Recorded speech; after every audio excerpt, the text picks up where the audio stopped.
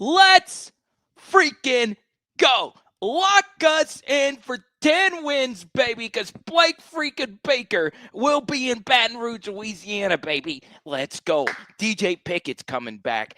Kevin Peoples is probably staying. This defense is going to be so unfreaking believably nasty next year. Let's go. And you already know the LSU offense is going to be humming next year. So the Lane train gets it done. Lane put the team first. He was supposed to be the talk of the town in Atlanta at college game day. And guess what happened?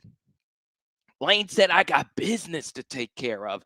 After signing 6 top 150 players over the past couple of days, Lane said, I need to get my swagger back. And in swagger, I mean Blake Baker. We have to bring him back, and we got the job done. Good stuff, Lane Kiffin. Good job, LSU. We might have a new defensive line coach in the morning. Are you freaking kidding me? LSU Tigers, where are you, baby? Where are you? Do you feel this thing beating inside of your chest? This is a new program. This is a new era. We just needed our defensive leader back, and Blake Baker will indeed be back next year. So what exactly happened over the past week? There's going to be all kinds of stories.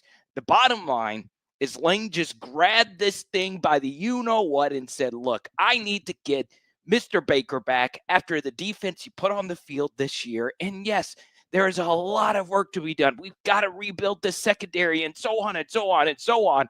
But it is a good day to be an LSU Tiger fan. It is a great day to be an LSU Tiger fan. Holy crap. Good shit, Lane. Let's go. Let's go. Now, as excited as I am about this, there's a lot that Blake Baker needs to work on going into next season. But he would probably tell you the same thing because he is a perfectionist. He wants what's best for LSU. And look, there was some interesting reporting this week that Blake was going to take the Tulane job, and all week, I even got a tweet, someone showing me some love on this, that I kept telling you, it's not a done deal. It's not a done deal. It is not a done deal. That's why I didn't even bother really starting to look at new defensive coordinators, because I just had a gut feeling and some info that Blake was really deliberating this, and he was really thinking about taking this job at Tulane, and he loves South Louisiana. I do think some of this is, if you're a coach and you're making a lot of money and you've moved around as much as Blake Baker's had to move around, why leave one of the prime coaching positions in the entire sport to go somewhere else? So this is a really good day if you're an LSU Tiger fan. It really, really, really is. Even if you don't think Blake Baker is all of that, you just simply did not want to rebuild an entire defensive staff. And there's going to be coaches that you're going to replace. Maybe some stay, maybe some don't. I don't know. But the truth is, you did not want to do that. You simply just didn't. And a lot of these defensive recruits ended up signing anyway, even though they didn't know a gazillion % what Blake Baker was going to do. There was a lot of birdies in the air saying, hey, we're going in the right direction here with Blake Baker. And there you go. And I'm not Mr. Insider. Okay, this morning, I'll tell you this, someone that I trust said, hey, Carter, I don't think this is going to happen. Because he knew how much I was trying to get Blake to stay. Not me, but just publicly. And I was told that he was probably going to go. So in the Discord, I was like, hey, I it's not looking good. But then just as the day moved on, it just kept getting better and better and better. And I'm so glad that Blake Baker is staying. This is a guy that really wanted to be here. I remember like it was just yesterday before the Missouri game, Blake Baker seen talking to athletic director Scott Woodward. How many times do you see the opposing team's athletic director talking to the athletic director? That lets you know that Blake freaking loves LSU. So I am freaking excited. The Ole Miss fans can STTDB all day, every day. We got our guy back. Let's go to Idaho Tiger fan. I thought Blake and Lane are not getting along. Ole Miss fans are clowns.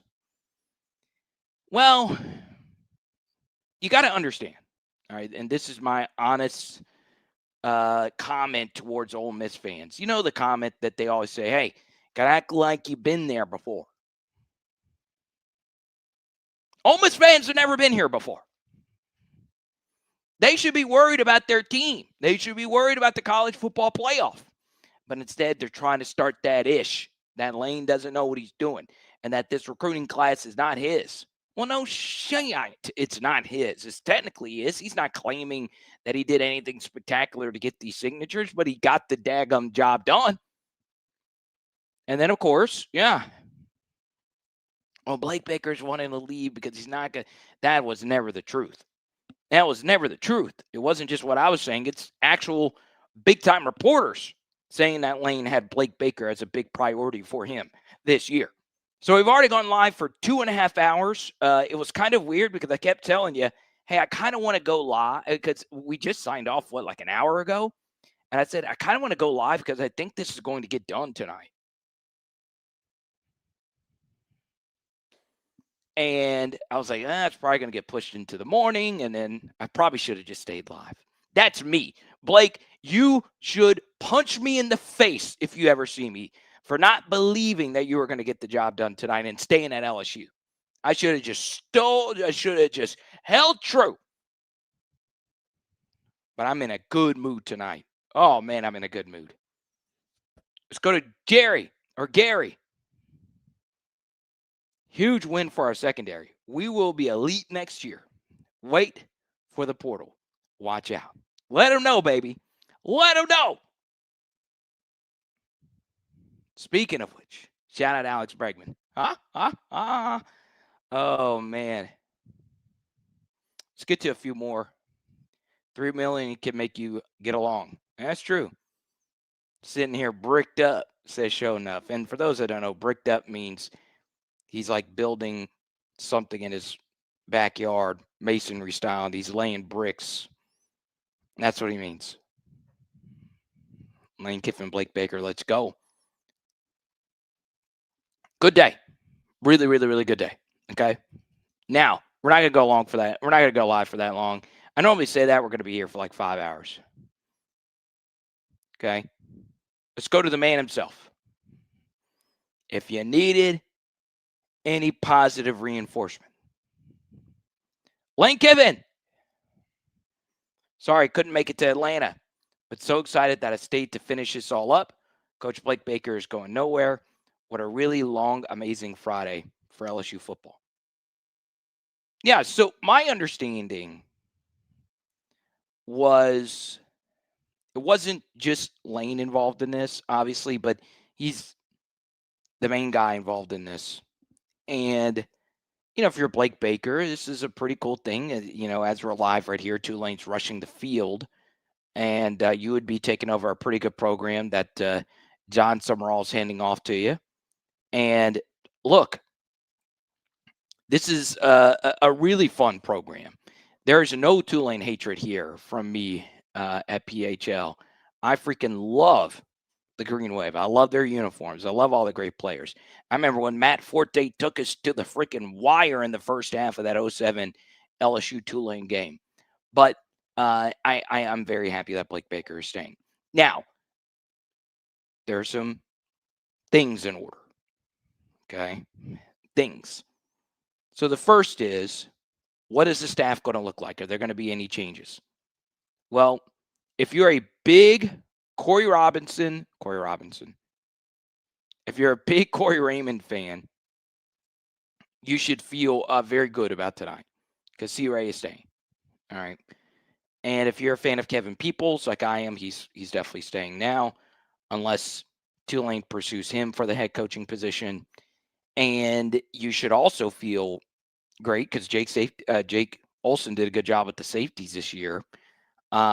He's staying. And then, of course, you take a look at Elijah Robinson. That's not official. I'm never the guy to comment on something being official before it's done, but I do think he will be your new defensive line coach coming over from Syracuse. And yeah, this is going to be a good day. This is going to be a really, really, really good day. Okay. So there you go. Let's go. We say hi to Mo Voss. Now, some other things. Obviously, I will not release the earlier episode on podcast. I'll just release this one. But if you want to go back and see our full breakdown of today's recruiting class, it was really good. You are in a great position if you're LSU right now defensively. All right. So your defensive line should be great, especially if you can get Dominic McKinley, Ahmad Bro, and those guys. Defensive end, you're probably going to take a step down unless you just kill it in the portal yet again, where LSU went 3 for 3 in the portal with the defensive ends, with one of them already accepting an invite to the Senior Bowl and Jack Pyburn. But, it is going to be paramount that, those three ends are really, really, really good. But getting Gabriel Relaford up to speed. And then, of course, I would pay up if I were LSU in getting the absolute best pass rusher you can out of the portal. All right, get the true edge bender because, those three were very good. None of them were that elite edge bender type of player. And then, of course, this is a big one. The second level of the defense. Can Whit Weeks be convinced to come back? I think it's going to happen. I really, really, really do. Simper gifted 5 Power Hour LSU with Card of the Power memberships. Thank you. I appreciate that. But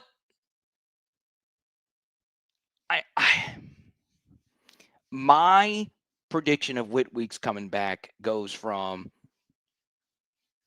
without Blake Baker, it would be at probably around 50%. I would say it's up to like 75%.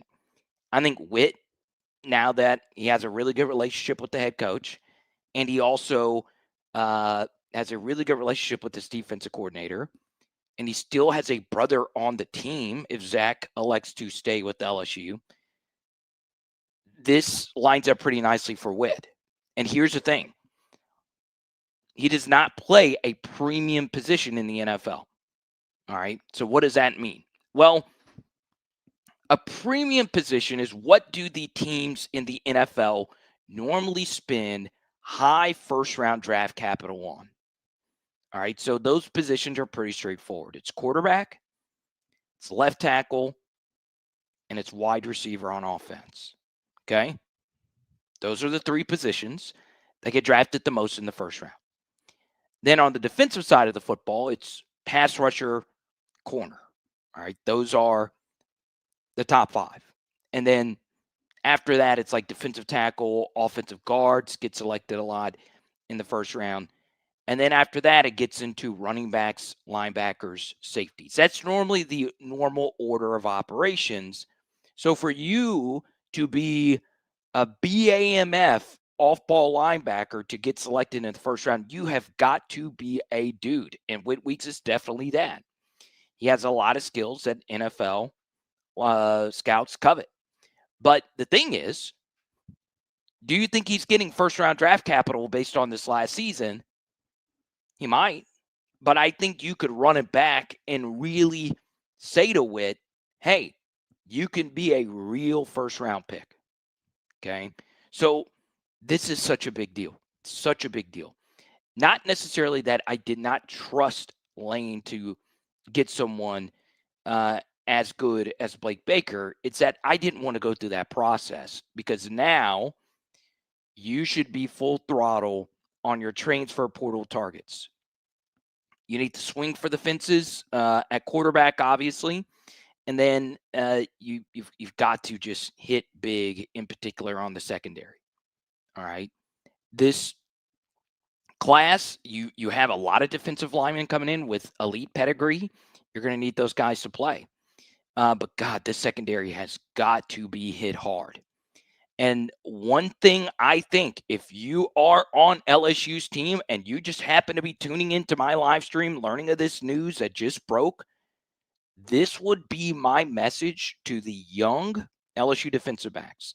The likelihood that a lot of these draft eligible LSU secondary members that will not play in the bowl game is probably pretty high. All right. So this is everyone outside of DJ Pickett, who is for sure going to be our CB1 next year. PJ Woodland's going to come back. That's a pretty good cornerback duo. But there are a lot of snaps up for grabs. If you are a young DB, this bowl game is going to be massive for you if you choose to not portal. Okay. Let's go to Fat Boy Slim. He says, I said this morning Blake wasn't leaving. Yeah, I will tell you. This week, I felt fine. All right. I was kind of like, yeah, I could see it. Got a great gig. I started hearing things, though, and this Tulane interview happened, and then the Memphis stuff happened, and then we get to here. And we started the Friday live stream. And then I was looking at my phone. I was like, we might have an answer to this. We might have a finality to all of this. But there you go. Let's go to Sourdough Man. This year's Christmas is turning out purple and gold. In LSU Christmas, it's different. Okay? Thank you so much, Sourdough Man. We appreciate it. Okay? Let's go to Jacob Batty 8976. Random question. Who do we play the very last game of the season next year? Every SEC team we play has a permanent rivalry weekend team, a group of 5 team. We will play Arkansas. So this is what I think is going to happen. All right. Let me see. To answer your questions better.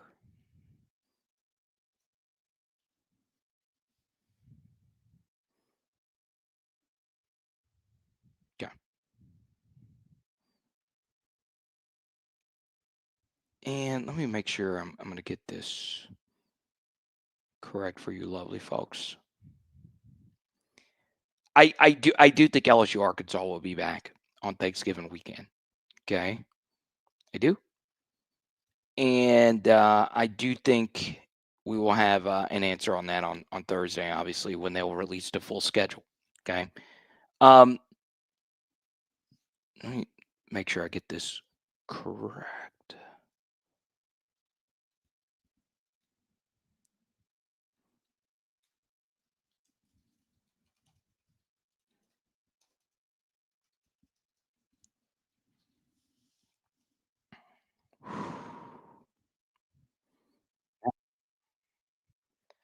Let's do this.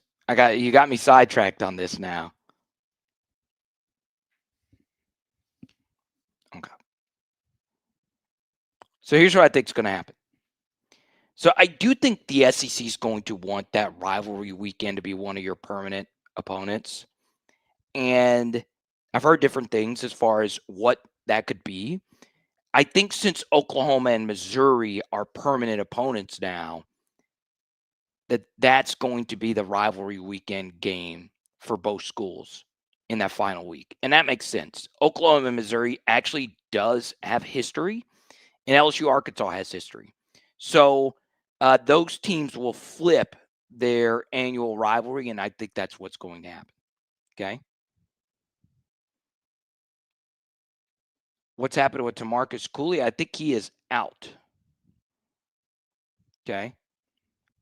Tigers. Lane won't miss out on a portal talent like Brian Kelly did. I think BK did overall a good job getting portal guys. And were there some busts? Oh, yeah. That wasn't totally on BK either. My shoelace just got caught up in my wheel here. Let's go to which freshman linebacker do I think could make the biggest leap? So of the 5 incoming true freshmen, I say incoming, the 5 freshman linebackers that played, obviously the one that played actual snaps the most was Zach. But I do think CJ Jim Coyley has some juice, okay? But we don't know. I think a lot of guys now, knowing that they know who their defensive coordinator is, they're ready to have their meetings before this portal window, and we'll see what happens. All right? Let's go to Law V804. Lane is elite at talent evaluation. Yeah, he's done a good job getting portal linebackers in particular.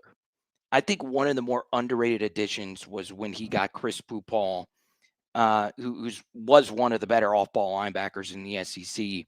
That was a steal. And they almost got to the playoff last year off that acquisition alone. Okay. Tyree says Tylen Singleton played the most. Yes, but I was talking about the incoming year one freshman linebackers. But yes, Singleton did play a lot as a redshirt freshman, and we're a big fan of his, obviously, on this channel. Okay. Blake Baker looks like your father. I didn't know Blake Baker had a kid that looks like, is that Nick Young? Swaggy P? So Lane Kiffin will not be on game day tomorrow. All right. I want to say this again in front of all these lovely people. I am so sick and tired of this national media malarkey in the direction of freaking Lane Kiffin for being on College Game Day. Oh my goodness, people, you just keep hearing it. I see it all the time. Well, it's CAA. It's the evil CAA machine on College Game Day. That's the reason Lane Kiffin went to LSU, and everybody's represented by Jimmy Sexton on that thing. And this is just some big old grand conspiracy here against Ole Miss.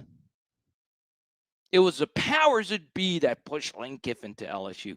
And CAA had Lane in front of all of these people. Lane is the biggest freaking story in college football right now. They had Paul Feinbaum on CNN this week talking about Lane Kiffin. He wasn't there breaking down James Madison versus Troy. He wasn't there to break down Ohio State versus Indiana.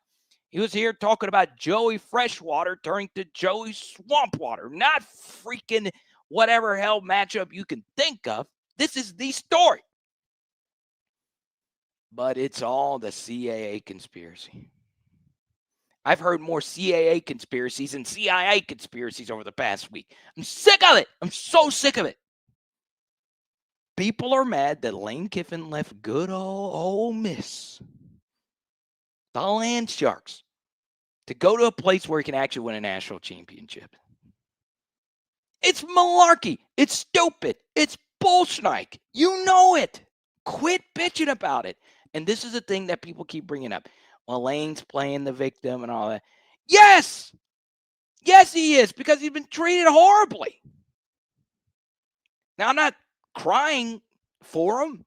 He's lived a wonderful life. I'm not crying for the guy. But this idea that all the people on game day were saying, hey, if I were Lane Kiffin, I would go to LSU. It was just Nick Saban giving his opinion. But here's the thing that never made sense to me. As far as people getting mad that Lane Kiffin was going to be on game day, people getting mad that Nick Saban saying this on he should go to LSU and all that stuff. The main point that Nick Saban made over and over and over again was that the college football calendar sucks. It sucks. That is the reason why people were so mad. That is the reason. It wasn't anything else. That is the reason. Lane, in every other rational sports that has ever existed, Pee-wee, major leagues, college, Division I, Division II, Division III, Serie A, EPL, badminton, Quidditch, any sport that you could think of, any single sport, they have a regular offseason where transactions are made, new roster additions and cuts are happening.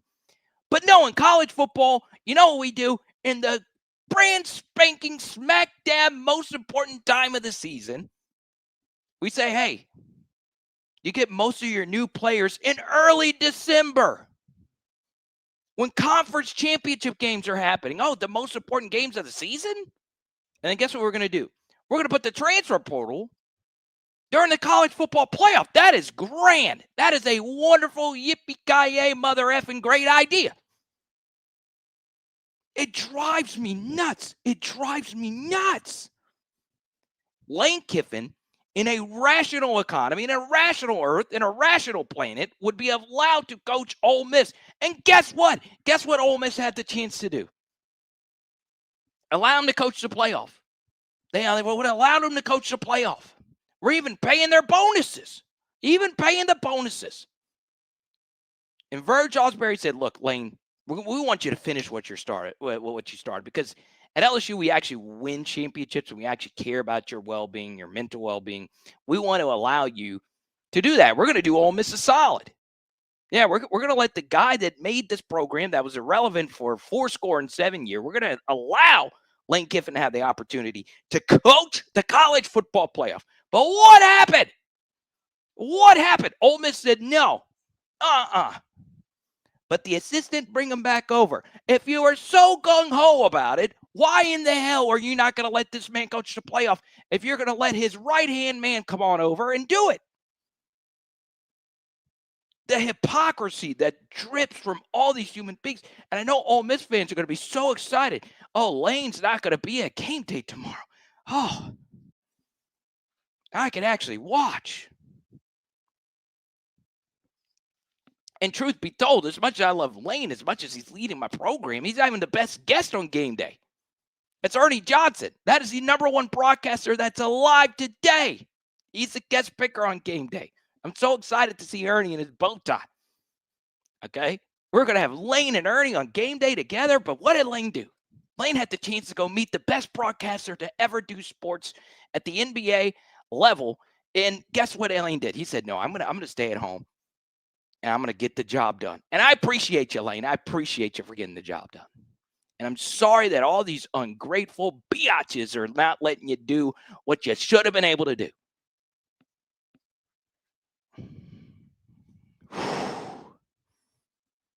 You don't have to write it. Just copy and paste this rant, send it to every single hater out there, and tell them to STTDB.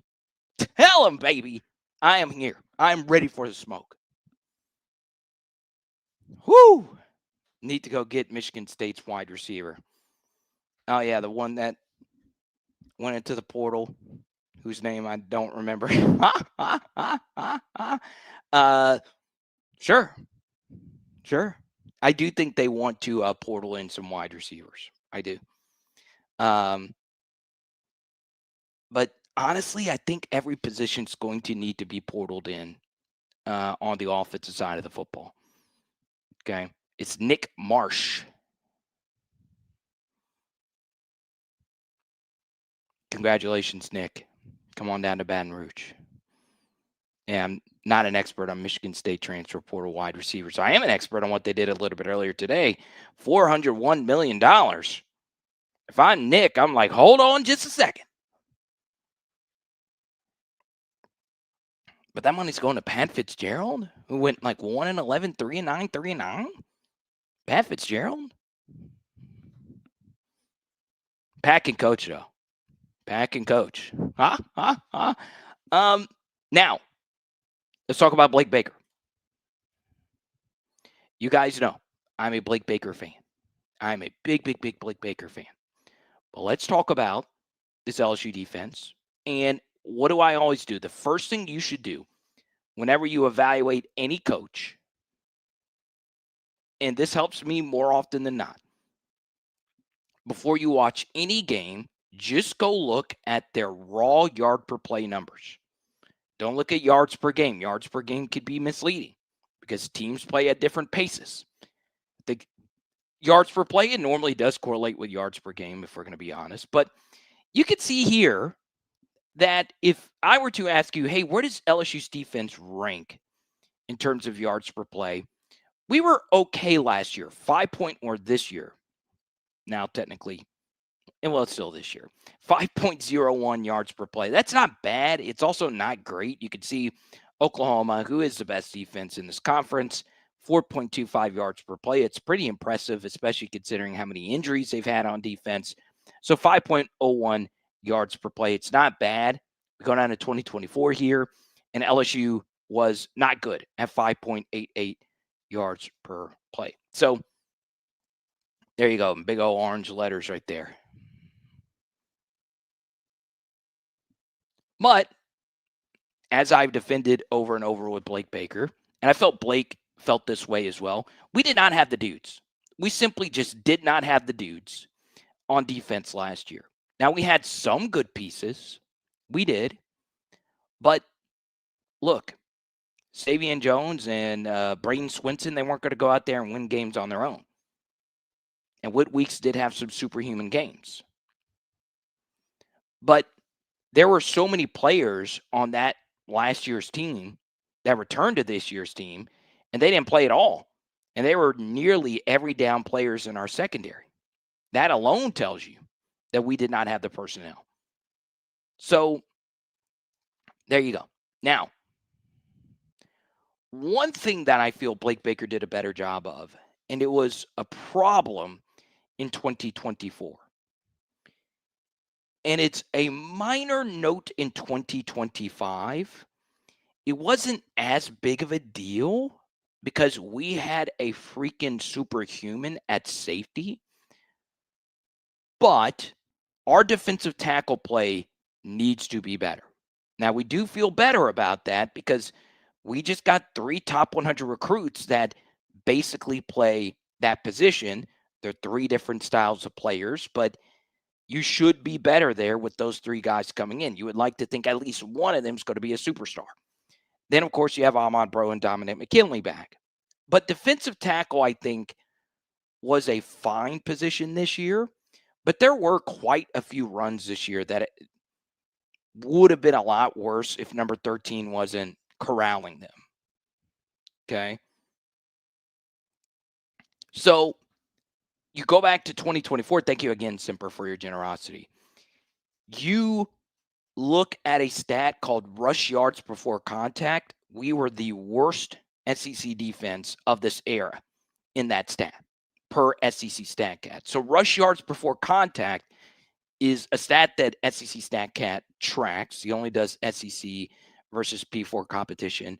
It's basically how many yards does the ball carrier run before he actually is touched. And we had a really, really, really good rush yard before contact defense in the past. We did, but that year we had the worst. All right. So we need to get better up the middle. We really do. And we just were not the same defense this year when Whit Weeks was not available. So Whit Weeks, of course, was around that Ole Miss period where he went down. And ironically, we started losing football games around that time. And we were all out of line versus Vanderbilt. Whew. Whew. Just walk-in touchdown after walk-in touchdown. Okay? So let's go F2E. And this is a fair evaluation. And what a lot of people would say if they were to turn on our live stream, they would say, hey, Carter, quit all this yelling. Quit being excited. SEC quarterbacks are athletic. We cannot stop the mobile quarterbacks. And to that, you're correct. We just simply cannot do it. And until Blake Baker does it versus a quarterback not named Taylon Green, we will acknowledge it. Now, in his defense, we did shut down Oklahoma's John Mateer. And we did shut down South Carolina's Lenore Sellers. That doesn't hold as much weight, though, considering everybody did, because they were Kim Kardashian ass on defense, or on offense, excuse me. So we have got to do a better job of stopping the dual threat quarterbacks. We do. Now, what do you do against it? Well, Blake's defense likes to get frisky. It likes to get exotic. It likes to take chances. It is a downhill defense. So what happens is if you blitz a lot and you play man coverage on the back end, it can open yourself up to a bunch of rush lane opportunities for the quarterback. It's hard. It's hard. Okay? And the truth is, when you start breaking down a lot of the better defenses, the same weakness tends to pop up. You know, this was always a thing when Nick Saban got beat. The few times he got beat during his reign of terror, It was always a mobile quarterback. Always. It was Johnny Manziel. It was Ole Miss's quarterbacks at the time, whose names slipped my mind.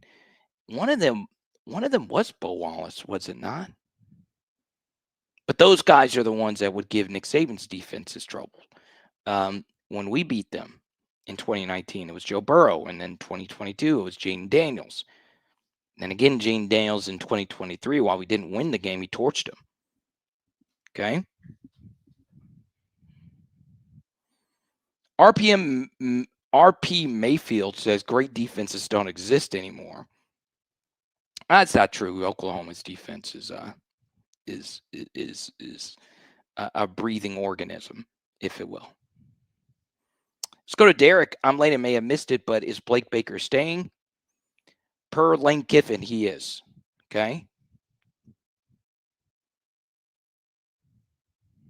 What about Kawan Lacey? Does he portal in? Well, there's a few different variables with Kawan Lacey, and we'll discuss those right after this. Power Hour Network listeners and viewers, you might be consuming this content with that crick in your back that you've been trying to get rid of for so long. Take this as your sign today to book your appointment with LabourdTherapy.com.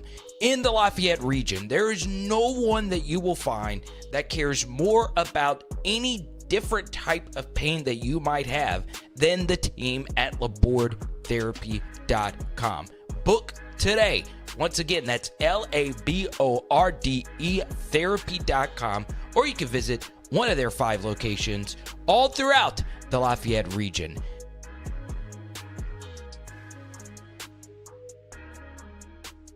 All right, we continue. Blake Baker staying at LSU. Break the news. We are going to stay up all night tonight. I can't do that. I had the good fortune to call in some basketball games tomorrow. Pretty excited about that. Can't wait to watch SEC championship game. I am leaning towards Georgia, but normally when that happens, the opposite happens. So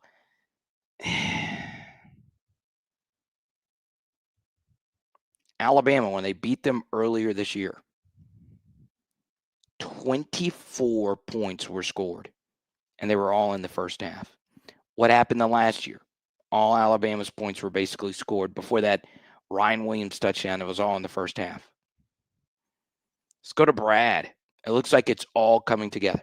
Well, we'll wait for the Elijah Robinson news, and then, of course, we got to wait for the hires from whatever Ole Miss's staff will look like after the college football playoff. As far as Kawan Lacey is concerned, I would totally get him staying at in Oxford. I get it. You know, he's kind of become a legend there. The belt thing. You know, one thing I will say is I don't want the belt thing that Ole Miss has to be our thing. Like, I really don't. Like, I've thought about this. They do a belt to ass thing where they go like that. It is kind of cool of them, to be honest. But let that be Ole Miss's thing. They need something cool other than that hotty toddy mess.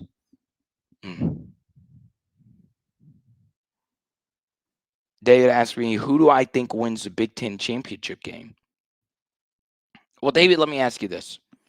Which team is more motivated to win the Big Ten championship game? If I'm a player and I know I have a grueling college football playoff ahead of me, which Ohio State is already kind of load managed,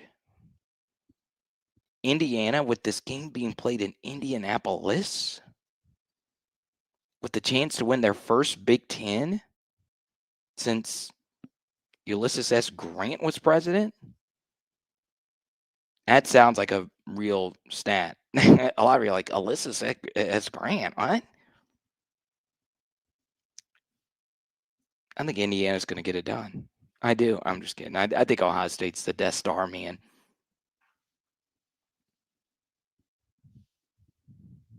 Do we want the basketball goals on the sideline? No. But I don't know. It's just not my thing. The basketball goals. I've been streaming so much, and Mac's been a viewer for so long. All right, so People's stays then, right?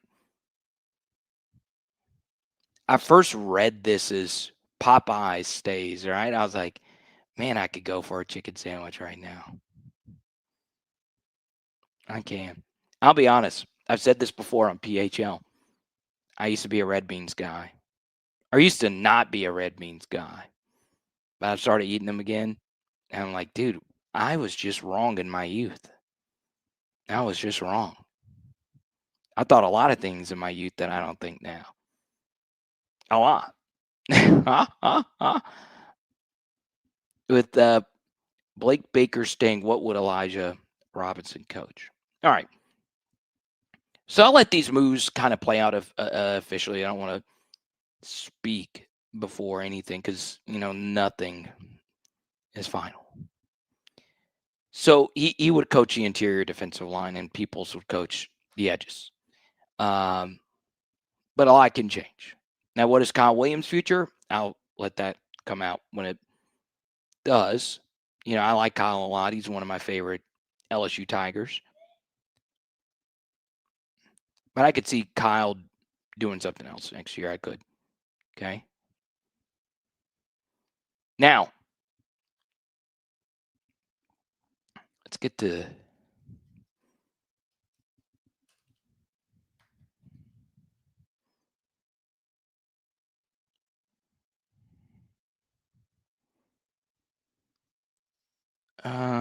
make sure I'm not missing anything as far as this is concerned.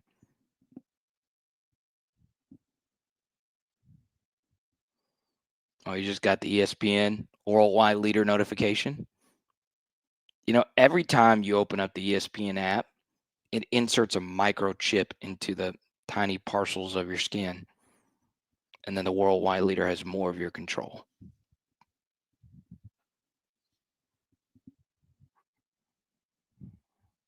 I'm kidding. It doesn't go in your skin. It goes directly in your bloodstream.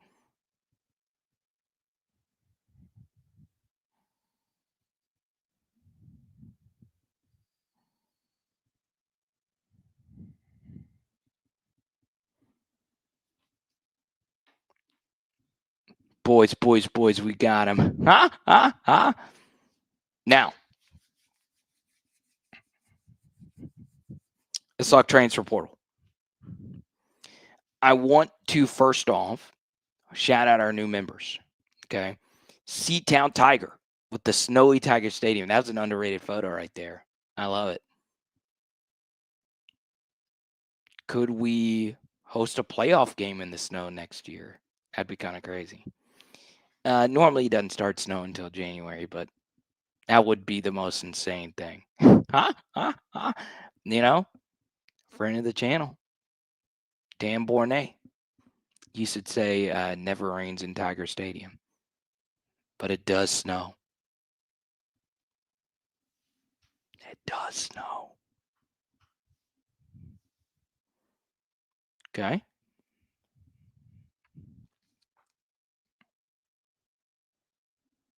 I forgot what it. Oh, with the memberships. Earlier today, I worked on something really hard, and nobody is giving credit to one of the main reasons why Lane Kiffin is at LSU. And no one wants to give this guy credit. But for our patrons and for our new members, I released a video, the secret hero of the Lane Kiffin move. Okay. They say pressure makes diamonds. This guy put a lot of pressure on Lane. Okay. Let's talk about this. Stefan Ortega 186 over under on Frank Stain. So I've had a bunch of conversations regarding this. All right. And the thing with these conversations is one thing I try my best to not do is say anything that might sway a recruit one way or the other. All right. Yes. When you do analysis, recruits watch, teenagers are, impressionable, whatever. So I try, to be as fair as I possibly can regarding Frank and whatever else might be going on. The only thing I will say is it is not clear on what Frank's role is going to be at LSU moving forward. So there were videos of Lane obviously flying in, and the signature happens, and this last week is absolutely insane. And the thing is, Lane is being moved into the main office, and Frank is having to basically move out of that office. So you're going to cross paths, if you will. And there's a lot of parallels to this when Brian Kelly came in, and a lot of coaches did not know where they lied as far as their future is concerned. So now you're kind of in limbo. Do I really want to recruit the guys to this roster that I may not be at next year? Where am I going to be? It's a lot. And you're putting a lot of strain on these relationships that you have been recruiting with these kids for years, months, hours, days. And that's part of the big reason why I will always bitch and moan about the college football calendar. This isn't anything new for me. I've said this from the get-go.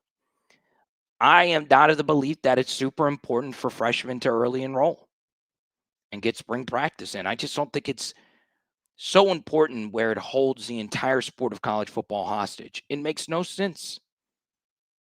It makes no sense. So now you have these rumors that Frank Wilson and Ole Miss are chatting. Okay. And part of these rumors that are out there is because there was an LSU lineman by the name of Jalen Chapman who was committed to LSU. He flips to Ole Miss, which is kind of bizarre. Right. I don't follow high school recruiting as much because of stuff like this. I just wait until the dotted line is signed. My audience doesn't really love it either. All right. But there's people out there that do it that have way bigger audiences than me, but they pick up how not passionate I am discussing, a gazillion hours of day-to-day recruiting, and every kid's recruiting visit is great and all of that. But it was interesting. You go from LSU and now you're going to Ole Miss. So some people are taking that as a sign that, hey, he's going to where Frank is about to be. And what is one way Ole Miss can stick it to Lane? Is getting Frank Wilson, who knows everybody in the SEC, who has coached under Lane before. And obviously, Ole Miss loves him some Kevin Smith. Get Kevin Smith to Baton Rouge and replace him with Frank. It's a trade, right? It's the Nico for Joey Aguilar situation, but with coaches. Okay? So what if that were to happen? Does that mean Harlem Berry is going to Oxford? Does that mean we're doing running back trades? What does Kein Durham want to do? I don't know. But then it gets into, well, what all happened with the recruits? What was this all hubbub about? And I was sent in many different directions. What I would say, though, is there were discussions as far as, hey, is Frank staying here? And the answer to that was unclear. Okay. And that's tough. It's a tough conversation to have, right? Because Frank was a recruiting coordinator and there's changes. And basically, there's more to it than what I just said, but it's a TLDR version. So Frank's an LSU legend. Even if he goes to Ole Miss, he did a lot of good things at LSU. But if you were to say, hey, and look, this could be whoever you are watching this right now, you could be the single biggest Frank Wilson fan on the planet. but I'm not looking at any comments. I'm looking at you right now. If I were to say, hey, Lane Kiffin's coming to coach at LSU, but that means Frank Wilson is no longer the coach here. If I had to tell you that a month ago, are you taking that trade? Just look at me. It's just me and you right now. Are you taking it?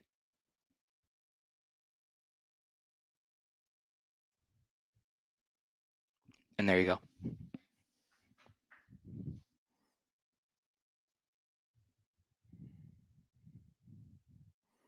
And Christopher says, no, I'm not taking it. Well, now, I could say that and still think that Lane should have had Frank on as a coach at LSU. Okay. I could say that. But if Lane doesn't want him, he's a head guy, and he loves Kevin Smith, then that's it.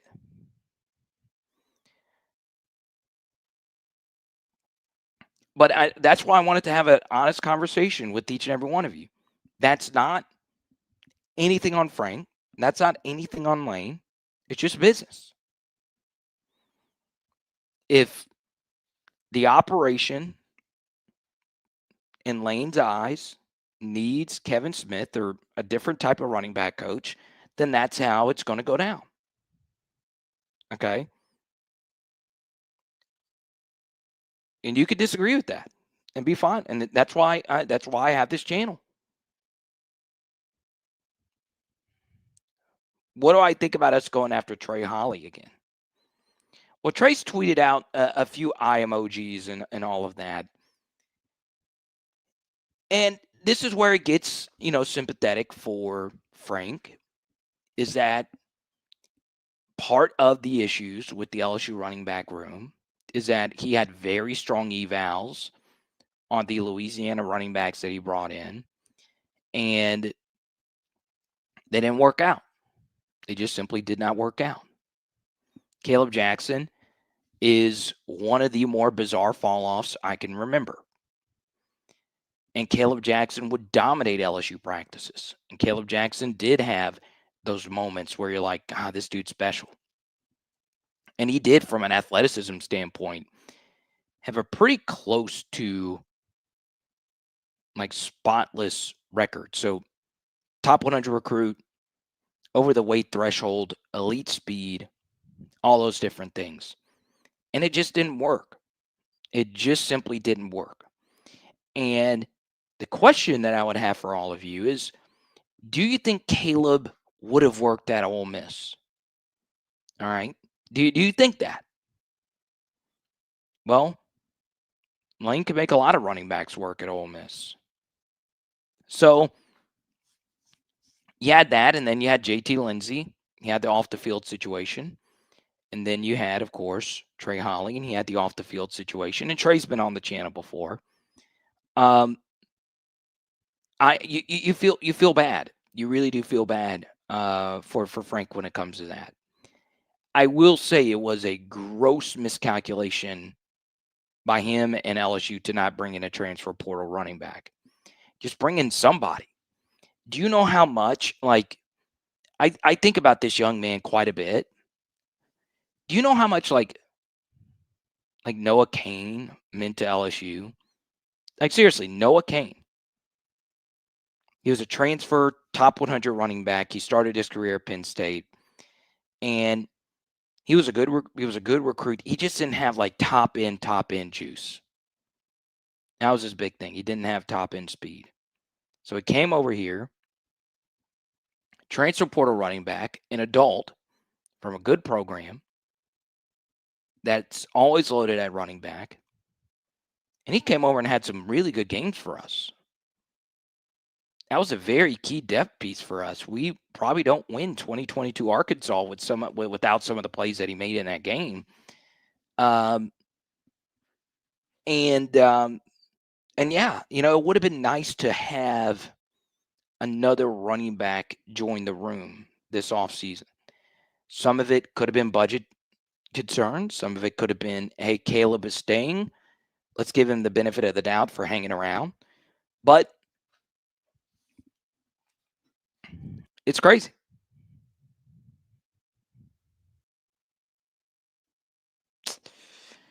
Yeah, whiffed on the eval for Nate Shepard, the Duke running back. He's good. I mean, there's just no other way around it. He's pretty good. But, you know, I still think James Simon at Texas would have been the back I would have prioritized, but he went to Texas. Okay. And once again, I'm not sitting here telling you that like Kein was phenomenal. I mean, he wasn't. He was most like a fifth or sixth string mop up guy. But running back has been such a volatile position at LSU for so long. And if we're being honest, a lot of it is off-field stuff that ends up biting quite a few of these running backs, and it's as much that as it is injuries.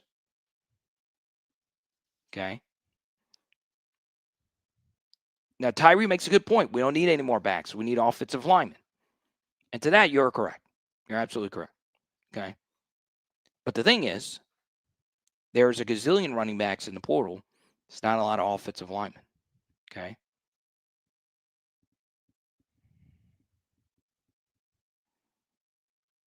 The last great running back was Fornette. Must be talking about Leonard. Because Leonard was great, but there have been plenty of great ones since then. I've read this comment like quite a bit, and it's like it's probably the wrongest opinion. I know you're new here, TRC. Well, actually, I don't know. I don't know.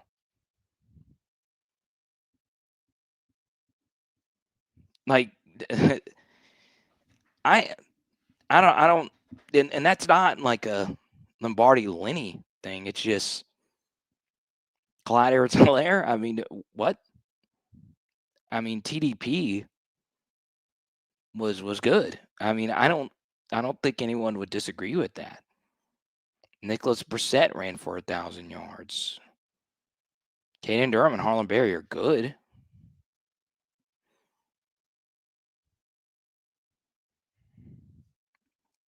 Now, if you want to say Clyde was the last great running back, it comes down to your definition of great. It really does. It really, really, really does. Okay? Now, since this will be the pod that gets uploaded, and this is for the iTunes, Spotify crowd, these are the top 125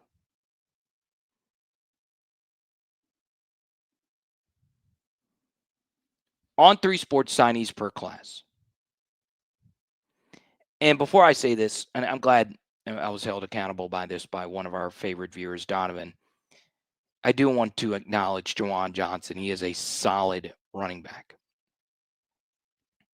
So as you can see, 2021 was the last year we had 10 double-digit top 125 recruits. That was a really good year, obviously. That was a Garrett Nussmeier class. You had Chris Hilton. You had Deion Smith. I mean, you had a gazillion really, really, really good players in that class. Malik, BTJ. And Malik, ironically, wasn't one of the top 125 guys, but you get the picture. All right. So in 2022, we had 5. In 2023, we had 6. 2024, we had 6. 2025, we had 4. Then in 2026, Lane Kiffin shows up and he has 6. Do you want to know how many Ole Miss has had since 2023 total? 6. So Lane Kiffin today signed as many high school top 125 players as he did in the last 6 years combined at Ole Miss. That's why Lane Kiffin's at LSU. Since 2022, Lane Kiffin had a combined 7. So in the last 2 years, LSU has had 11. Lane Kiffin had 7. 7-11. I'm not talking about Slurpees here, people. I'm talking about recruits, the elite ones. So that's why Lane Kiffin's here. And it was a great day overall for this LSU recruiting class. Okay? And we'll go through the names here really quickly. Obviously, Jalen Chapman would have been nice. I really did like him. But we move on. People that want to be here want to be here. That's a 2025 class. Good class, but I want to focus on 2026. So you can see 11th ranked national class. Outside the top 10, you normally want to be in the top 5, but top 10, you'll take it. Lamar Brown, Richard Anderson, Deuce Geralds, Trenton Henderson, Bryson Martinez, Havon Finney, Jabari Mack, Corey Barber, who was a flip this week, Aiden Hall, J.C. Anderson, Isaiah Washington, Braden Allen, Dez Ellis, and Ryan Merritt, or Murray.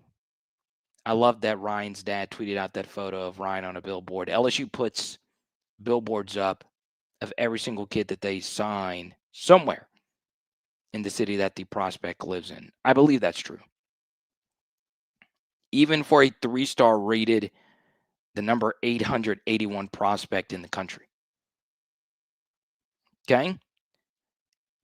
I do think the player we have highlighted on the screen right now is arguably the most important player in this class, Bryson Martinez. You've got to hit on this offensive tackle. We have had some whiffs when it comes to our top 150 to top 200 offensive line recruits. We've got to have Bryson hit. This is a young man who even played some running back this year. He is a fun player. Okay? So that's class. And we did miss out on another offensive tackle who flipped to Alabama.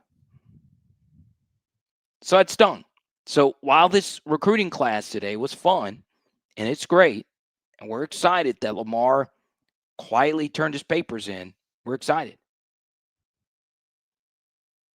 Okay? W's in the chat. Let them know, King. Look at no flex, baby. I need to give me one of these Kings. Look at that. Look at that, baby.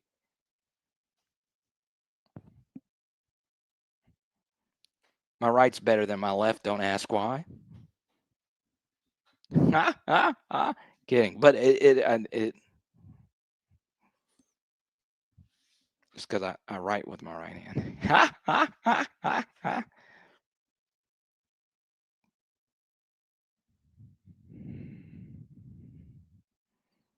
Now, I do think this is important.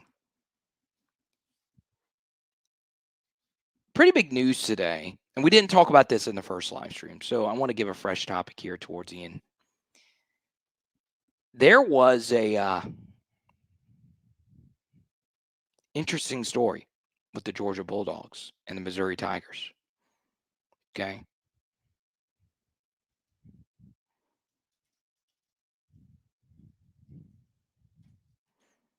I want to bring it up because I do think it's important.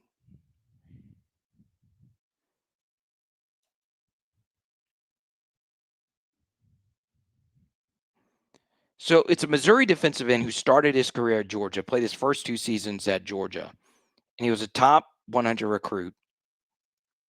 Damon Wilson, kind of a very good to rotational defensive end for Missouri. And he hit the transfer portal and only got, I think, like 30 or 40K from his Georgia deal. And the thing was, from what I understood, is Missouri had to get him, and his fee for his services was like 200, 300K.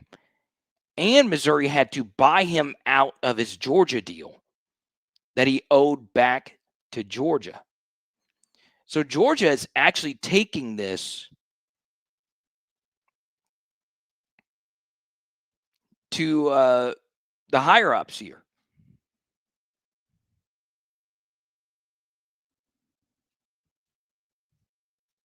So I don't know what's going to happen with this. I really, really, really don't know. But I say all of this because this could be a new precedent.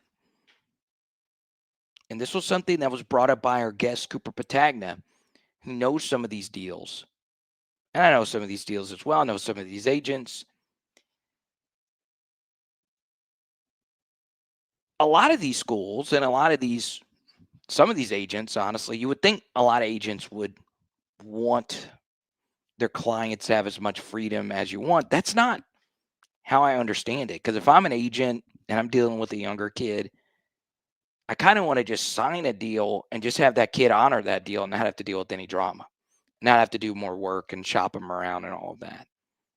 Okay. But most agents would tell you, hey, I just need to do right by my client. Okay. And by the way, the agents for these NIL deals get a far larger cut than the NBA and NFL agents, which is wild because it's not for as much money. Whatever. It just depends, case by case basis.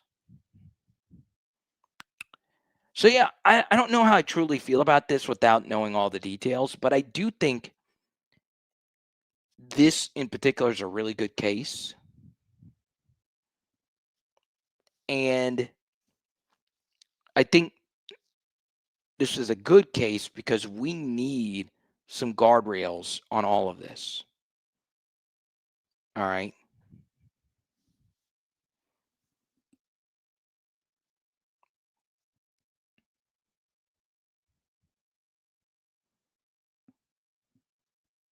So we'll see what happens. All right, here's what we're going to do. Next 10 to 15 minutes, we're going to answer as many questions as we possibly can. If you super chat, we'll keep this party moving. I don't mind staying up all night. I shouldn't, because tomorrow's one of my busiest days of my life. I really do mean it, of my life. And I'm coming back to God's country, Baton Rouge, on Sunday. Pretty excited. Thanks for all the prayers. I had a few of you email me. One of you emailed me saying that one of you knew my family members that passed away. And I appreciate that. That was really cool. It was heartwarming. And another one of you emailed me saying, "Hey Carter, are we related?" That happens. It happens a lot. I'm related to a lot of different people. When I married my wife, she was like, "Why is your family so big?" I don't know.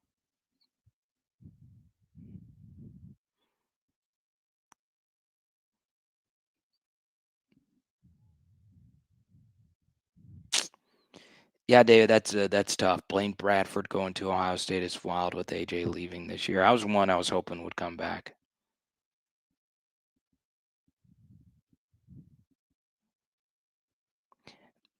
Well, Gage, I started reading the email and it was the Blake Baker news. I read the email right when the Blake Baker news. I was like, I'm gonna go live again. Oh yeah, I had a death in the family.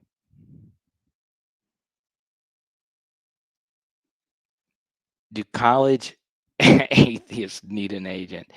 No, I think you meant to say athletes. I know what you meant. But do they really need an agent? Yes. Yeah, I would say even more so for colleges than the pros. That's what Shea Gilgeous-Alexander just went through. He's like, I know I'm going to get a max, so why would I, if I'm getting ready to sign a max deal, what if I know I'm getting the absolute maximum? Why do I need an agent? I could fire the guy that I'm with, fire the agency. I already got a shoe deal.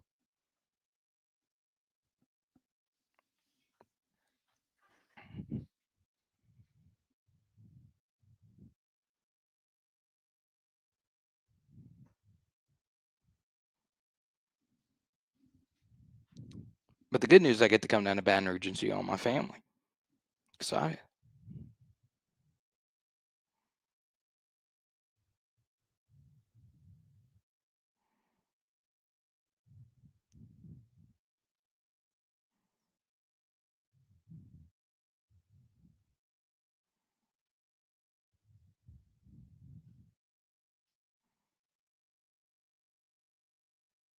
Yeah, it's from my guy Prince who emailed me. He said my grandmother knew your aunt that passed. Jean Butler, legendary Jean Butler. Very fortunate to have her in my life.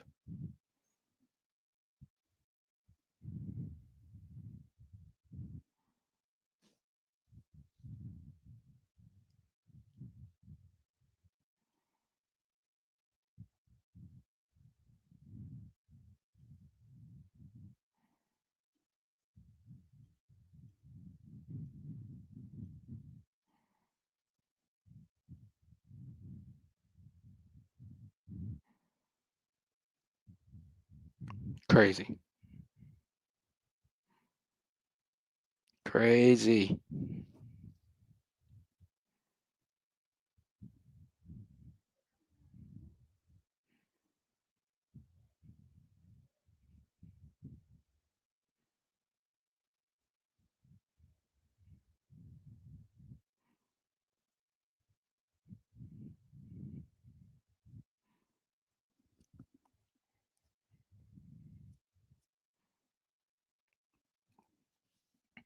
Do I think college football is a millionaire's ownership club? I don't know, David. I think so. We had one of the biggest donations, a $401 million donation to Michigan State from a obviously billionaire owner or a billionaire company person. And I think we will get to the point where college teams will have owners at some point.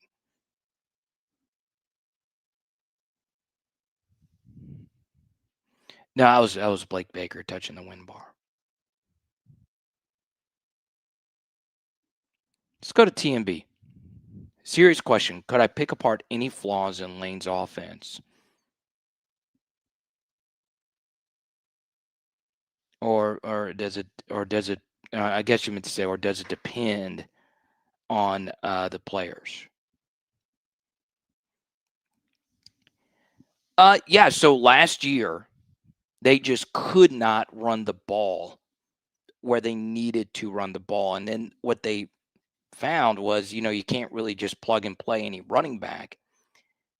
And there was also a lot of drama with their running back position last year. Any other flaws? Well, Lane's first 15 plays are normally really good. And then after those 15 plays, the defense adjusts, and that could be able to become a problem, right? But really, his offenses rarely struggle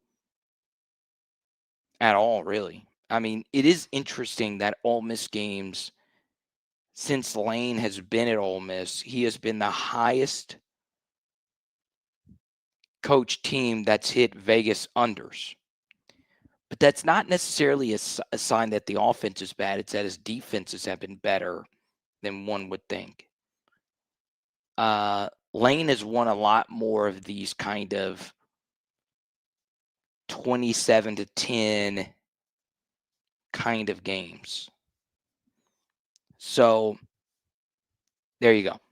Another thing is, like, he runs a lot of these plays that do take longer to develop. And if you don't have the offensive line to do it, you can have turmoil in your own backfield. So there you go. Not the best answer. It's late. My mind is kind of fried, if you will. But I can go on a gazillion hours about his strengths.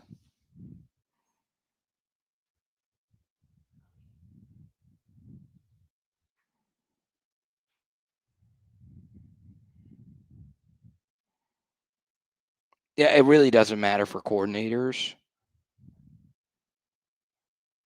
So there you go. No, I did not. I didn't do a good enough job answering the question. I just didn't. I know I didn't. Like, there's times when you get off a stream and you're like, man, I could have done a better job answering that question. I could have picked up that comment or whatever. Because for this, I didn't prep for the stream at all. But when I get ready to do a show, about an hour before I'll go through like pretty much every topic that I want to touch on.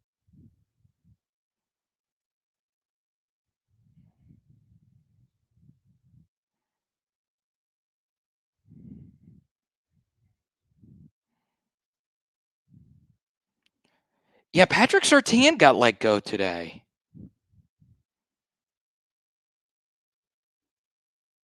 You know what that means?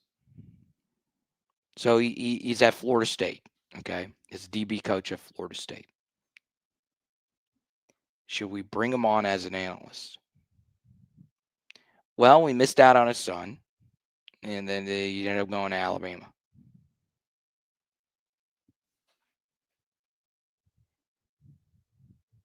T Savage, what's good, bro? What's good?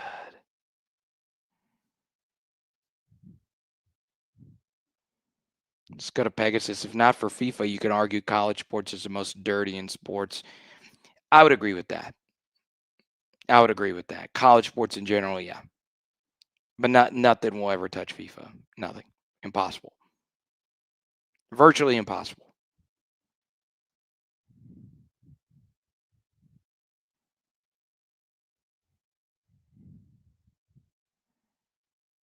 Oh god, dude, these Ole Miss fans.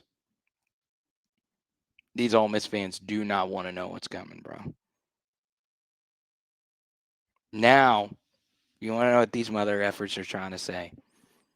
Well, Lane Kiffin's backing out of a college game day interview because Reese Davis and Pat McAfee are going to ask him hard questions. Really? These Ole Miss fans, dude. Dude, I wish and I will pray for them, but I wish I wish they could have at least touched, I guess you could say, some form of success outside of the shared SEC West championship banner that they have in their stadium.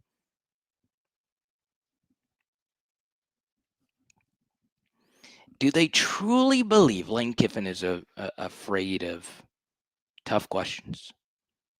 Lane Kiffin, who did not have to grant Marty Smith that interview. I see this guy right here. I've seen him pop up in my feed a few times. Brennan Champion. Brennan, I'm going to give you your fame here, man. You got 9,000 followers. You got yourself a little following here. I know backing out is kind of your thing, but you could still do a remote interview. But then again, Reese Davis and Pat McAfee said they had hard questions planned and you're a coward, so never mind. Brennan. Pat McAfee today released a song named Dookie. Do you really think he all of a sudden is going to turn into Walter Cronkite, Grantland Rice, Sarah Ganem? Do you just magically think Pat McAfee,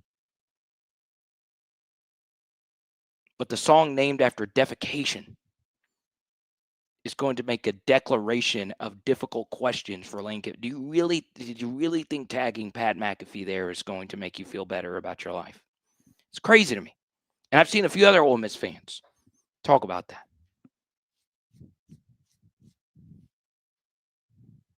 And that's no, you guys know I'm a McAfee fan. That's no shade towards McAfee. He should release a song named Dookie. I actually listened to it earlier. I was like, it's kind of not bad for your first song. I don't think he was trying to make it good either. Now, Reese Davis would have asked some tough questions because he actually is a journalist, as he should. As he should. And guess what? Lane's already answered tough questions. He had a tough one from Ross Dellinger at the introductory press conference. He took some tough ones from Marty Smith. It's already been addressed. You think Lane Kiffin is scared of some tough questions? I mean, what is this?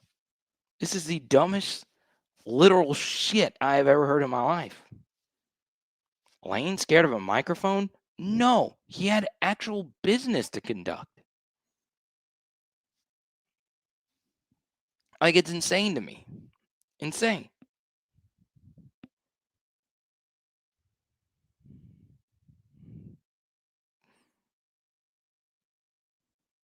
But Brandon's not the only one.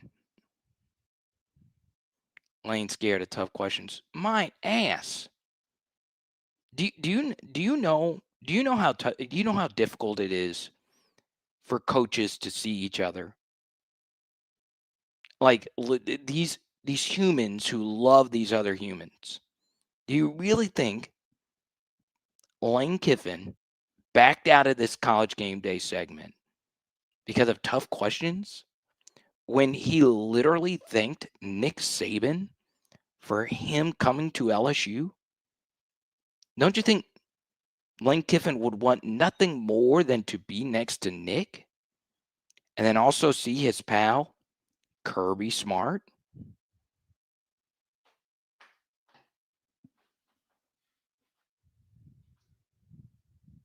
Insane, dude. Insane.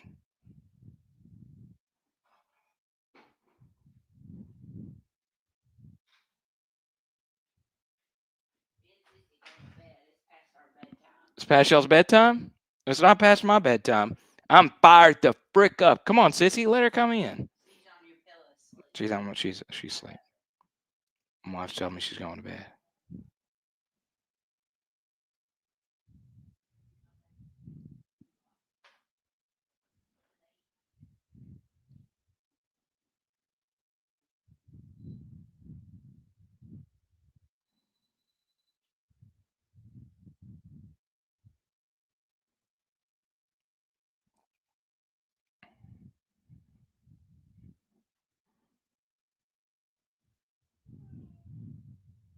Now, I will say, Lane's boldest move was he put out a tweet saying, hey, I signed, it was a tweet that said, we've signed more 5-stars today than we did in the past 5 years combined. It was from Tingle. And yeah, that's pretty bold. That is a shot across the bow to the old school. And I love it. If you're Lane, you put your foot on your old school's necks. That's right, David. They're not raising ticket prices.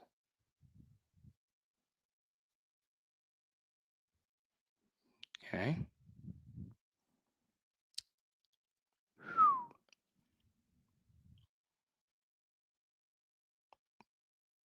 All right. I think that's going to do it for me.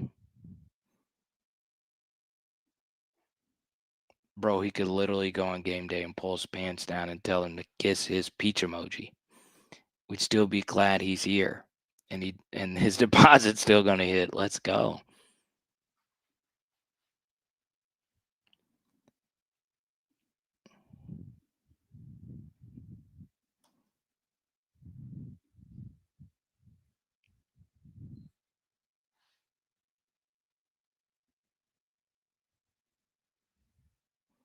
One more thing.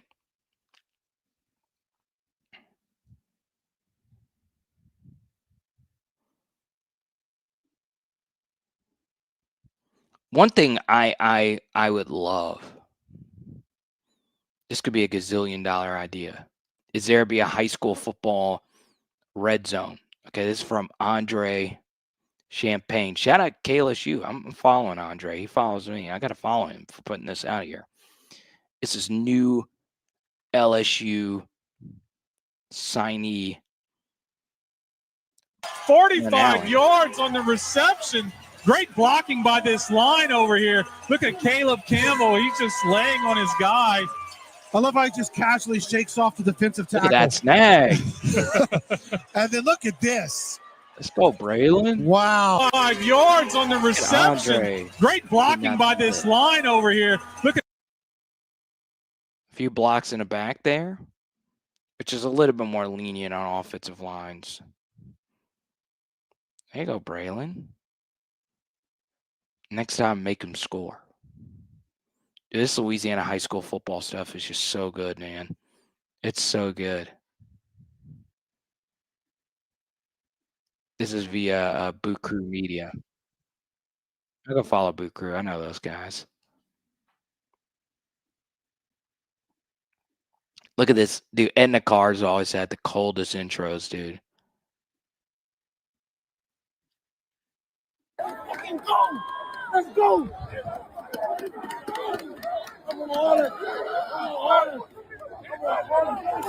As if it wasn't hard enough to play.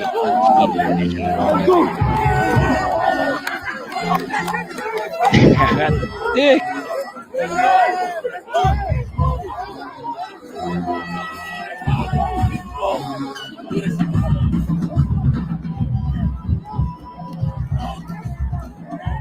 What is this?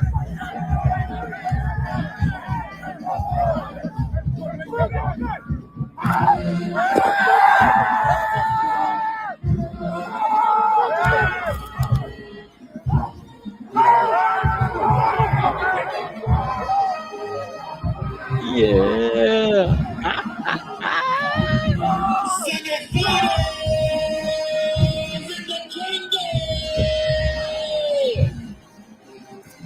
We'd like to welcome you to Ancient Pyramid for the night's road to the Superdome. That's nasty, dude. That is so nasty. Once again, all credit to Boot Crew Media. They're awesome.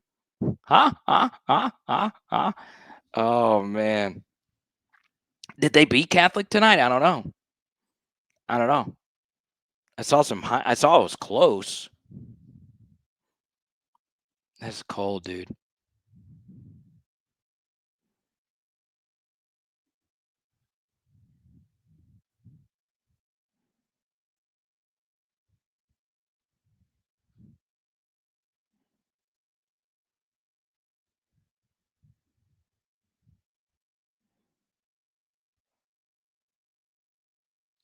Oh, man.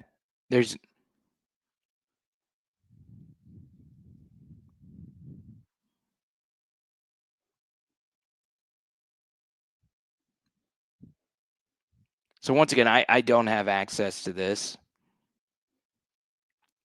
This is via Johnny Lombardi. Okay. Manship School, shout out. Cover zero again. Cover zero again. Here we go. Second and goal. 4 seconds left. 4 receivers. 3 to the left, 1 to the right. And it's Lewis with Coulon.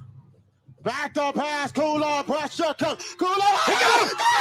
Touchdown! Touchdown! Blue penalty! Oh my God! The glass ceiling is broken! Cover zero again. Cover zero again. Here we go. Second and goal. 4 seconds left. 4 receivers. 3 to the left, 1 to the right. Nasty, dude. And it's Lewis with Coulon. Back to pass. Coulon. Pressure. Coulon. Touchdown! Touchdown! Blue penalty! Oh my God! Great call, bro. Oh, man, I love a good play-by-play call. Oh, man. I had some ridiculous ones, not as good as that one. So shout out to whoever the play-by-play guy was. That was via Johnny Lombardi. That was so good. You run that pivot route versus, as the color commentator said, the cover zero look. Corner had inside leverage, easy read for the QB. God, dude, it doesn't get better than that. St. Aug versus John Curtis. That's insane. So apparently, it's going to be St. Aug versus Edna Carr for the state championship game. Are you kidding me? God, dude. You're not beating that, dude. You're not beating St. Aug versus Carr. I hope the legends for all those schools are all there. And once again, if you were to line up the legends for both schools, I think St. Aug would would be better. This is obviously out of my. I've always been clear. I'm not the prep high school Louisiana expert.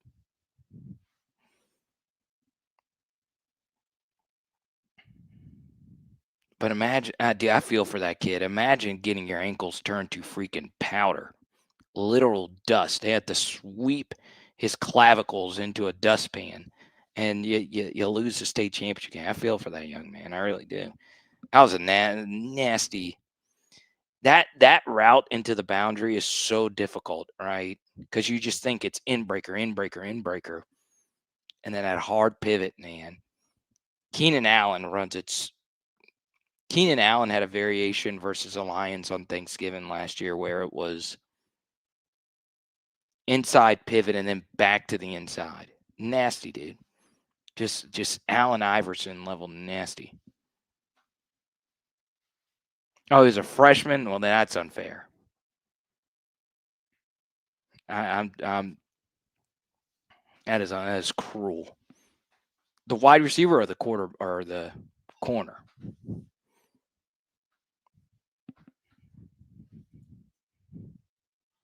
Wait, what? Wait, St. Aug has not been to the state since 78? No, that can't be true, dude. That cannot be true. What? There's no way. There's no way that's true. That cannot be a true statement.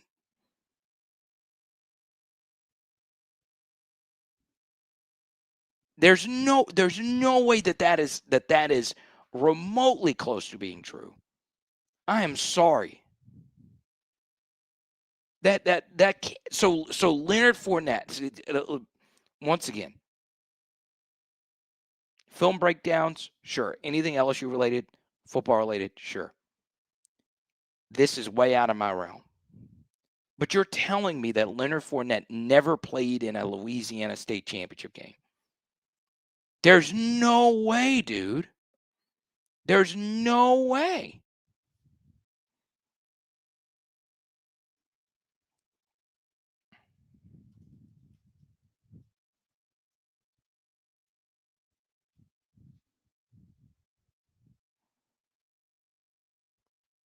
What? There's no human possible way.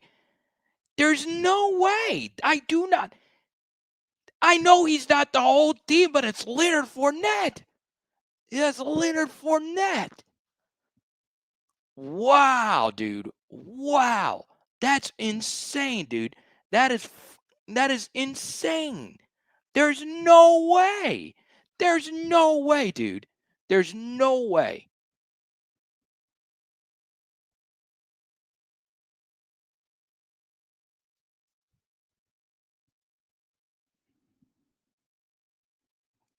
So you're telling me Leonard Fournette, the best running back of this era, Tyrann Mathieu, the best overall defensive back of this era, played high school football their entire high school careers at St. Aug, and they never played in a state championship game?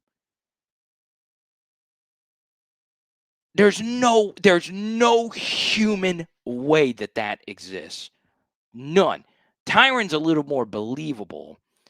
But if I know I can give number 5 the ball and that bitch is taken to the house every time, there's no way he never got to a state championship game. No way. I could listen to Google. I could listen to ChatGPT. Robin Fambrough, the best high school reporter in Louisiana history, could be sitting right here and she could tell me that. And I still wouldn't believe it. Still wouldn't believe it.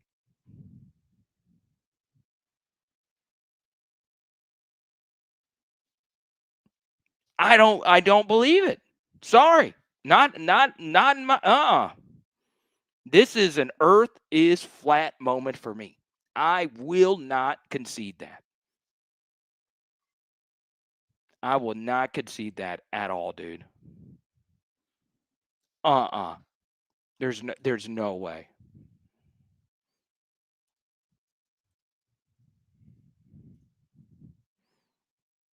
Not going to do this, dude. Not going to do this, bro. Sorry.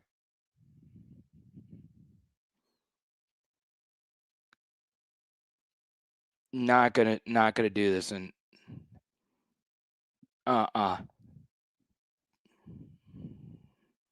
in this household, this is not how I'm going down tonight.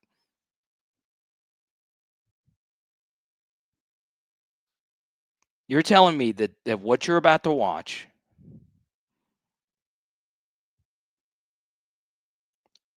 dude. Sorry. I'll be right back.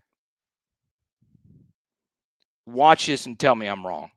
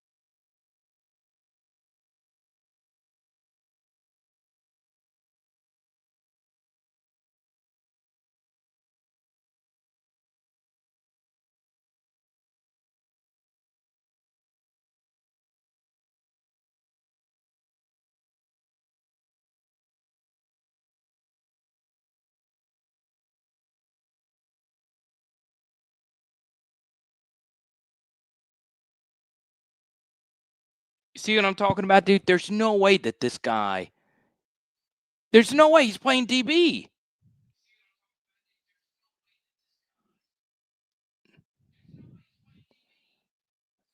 Dude, I'm sorry. I'm serious. Like, I'm sorry. Like,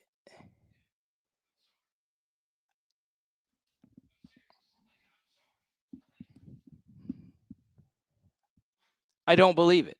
I don't believe it. I got to watch another one. I don't believe it.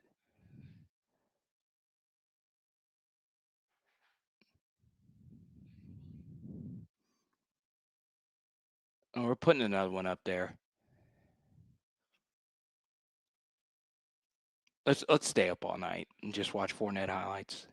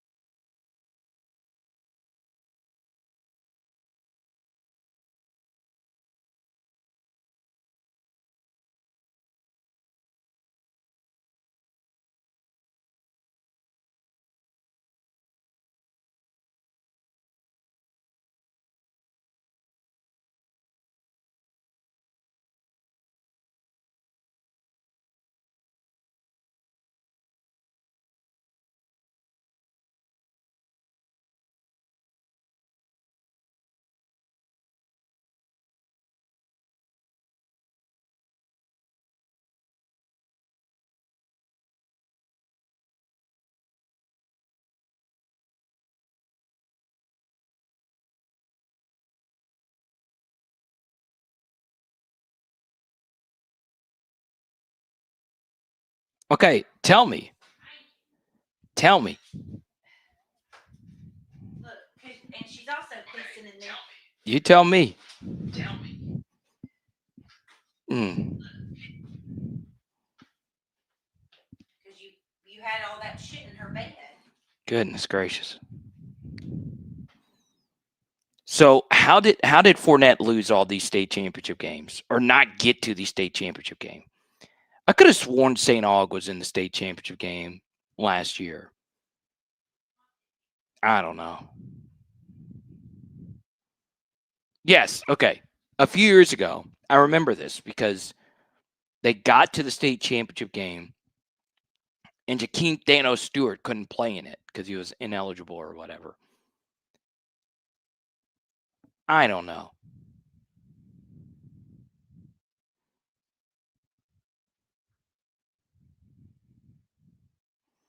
So Timothy says, just join here, but why is everyone so excited about Baker? He was fine, but not a transcendent defensive coordinator, in my opinion. Still can't stop a running quarterback, and the defense was lost in zone. He just had an elite talent this year. And what's funny about that, Timothy, is I do agree, which is, I didn't want LSU to have to go through another coaching search where not only are you hiring Baker's replacement, you're hiring a new staff basically on that side of the ball. But yeah, I mean, it's not like it would have been the worst thing. LSU would have found somebody, but I do think they're better off keeping him.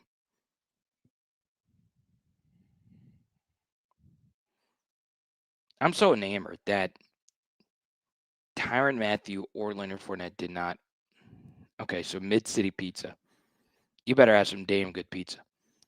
Rummel beat St. Aug twice in Fournette's senior year. In the 90s, St. Aug lost to West Monroe twice in the semis.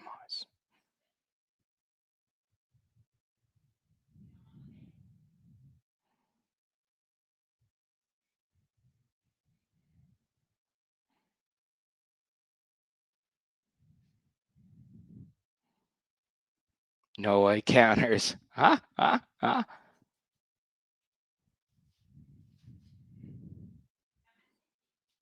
That is still so wild to me. I think it's also a testament to Louisiana high school football. Like Leonard Fournette is the greatest running back prospect, arguably of all time, and he didn't win a state championship. Offensive tackle, you could see that, right? Because you're not getting the ball every play.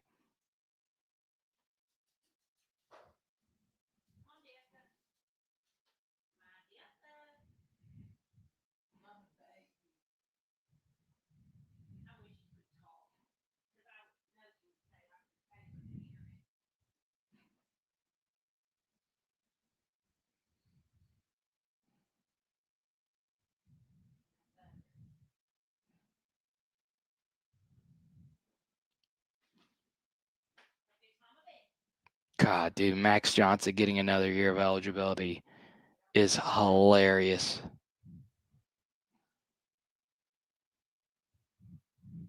Hilarious.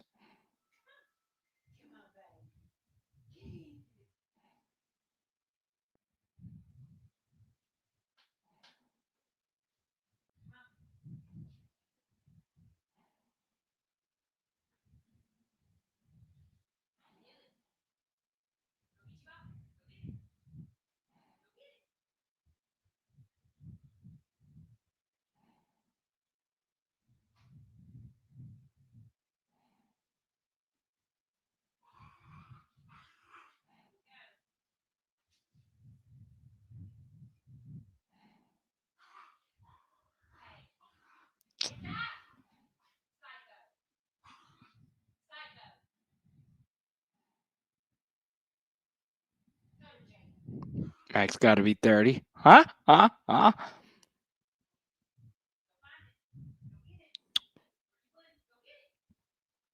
Who do I have in these conference championships? Indiana, Georgia. I hate that both schools in both games are red. Drives me nuts.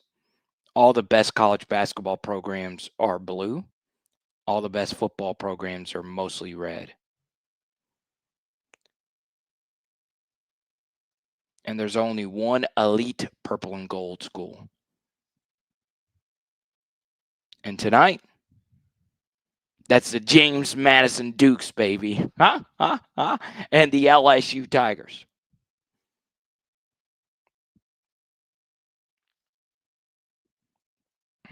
Max is off his family health insurance.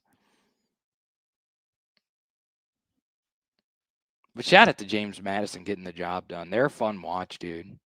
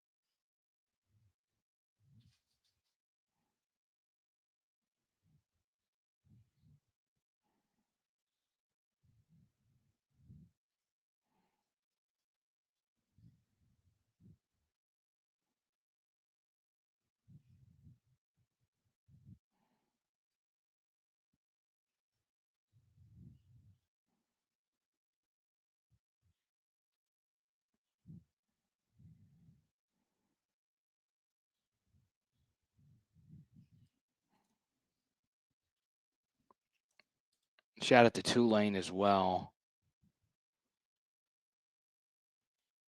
Thought this was interesting. Go to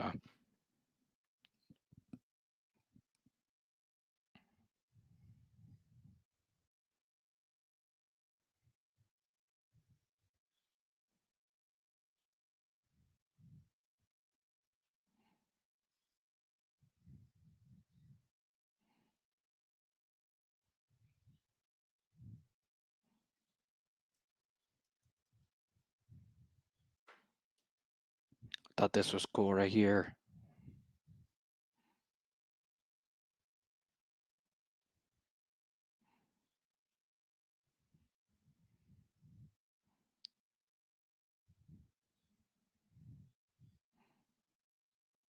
So Seth's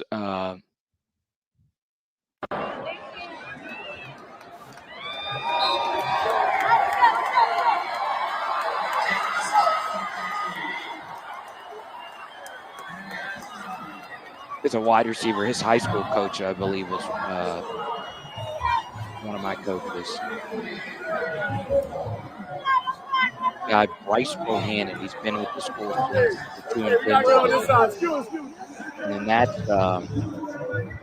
what's his name? He was at LSU for a long time as an analyst. Carter Sheridan, that's his name. Look at how much it means. Come on, let's go. Him crying. This is a wide receiver who's caught like 20 passes this year, and he's a year 5 guy at Tulane. What college sports used to be about. Really good stuff there from Seth Lewis.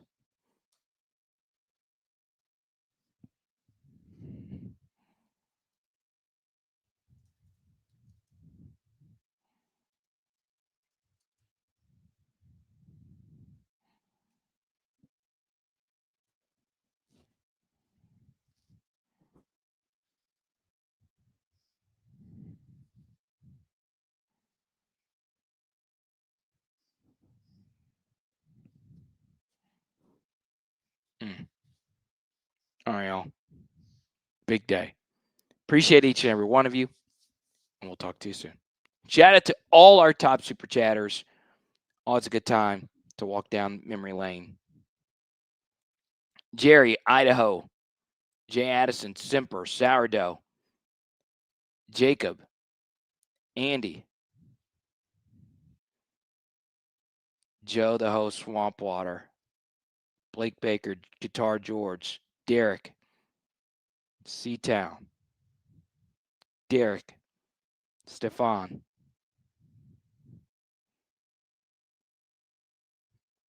We'll talk to you soon. Ennis! Power Hour. LSU. Boom! Tonight, we are doing eggs and bacon. Let's go.